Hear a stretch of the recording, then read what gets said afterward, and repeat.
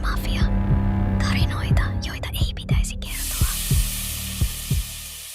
Saunaklonkun kirouksen synty. Saunaklonkun kirous on vanhempi kuin yksikään suomalainen sauna. Vanhempi kuin lauteet ja kiuas. Vanhempi kuin sanalöyly. Tarut kertovat, että kaikki alkoi yli 500 vuotta ennen ajanlaskua. Lähi-idän kivisillä seuduilla, missä kuumuus vangittiin kivien väliin ja höyryä pidettiin porttina. Siellä kokoontui ryhmä, jota kutsuttiin 7 sormen veljeksiksi.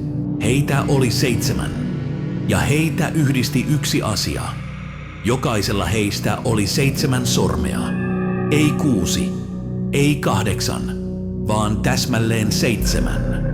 Kyläläiset pitivät sitä merkkinä. Veljekset itse kutsuivat sitä siunaukseksi. Yhdellä sormista, ylimääräisellä, ylin nikama pyöri levottomasti kuin pieni hyrrä, aina kun ilma kävi raskaaksi ja kivet alkoivat hohkata.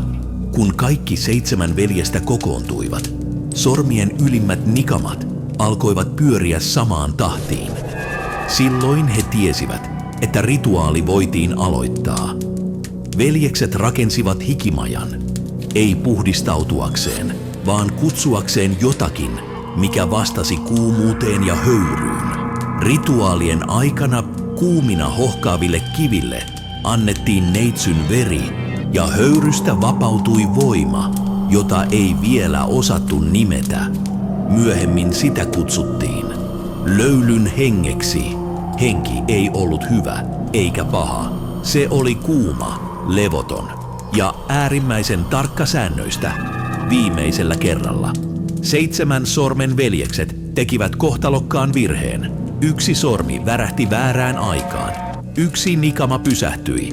Rituaali särkyi. Kivet halkeilivat. Höyry synkkeni. Ja löylyn henki irtautui hallinnasta. Se ei palannut kivien väliin. Se etsi uuden astian.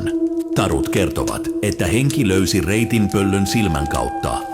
Silmä värähti, höyry katosi ja rituaali päättyi. Veljekset pakenivat. Hikimaja romahti, mutta kirous jäi. Hengestä tuli lihaa ja lihasta jotakin muuta. Siitä syntyi olento, jonka sormia oli liikaa ja jonka kohtalo sidottiin kuumuuteen.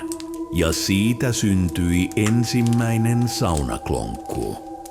Ja siksi vielä tänäkin päivänä, jos lauteet narisevat ja löyly tuntuu tarkkailevan, joku kuiskaa, laske sormet. Story.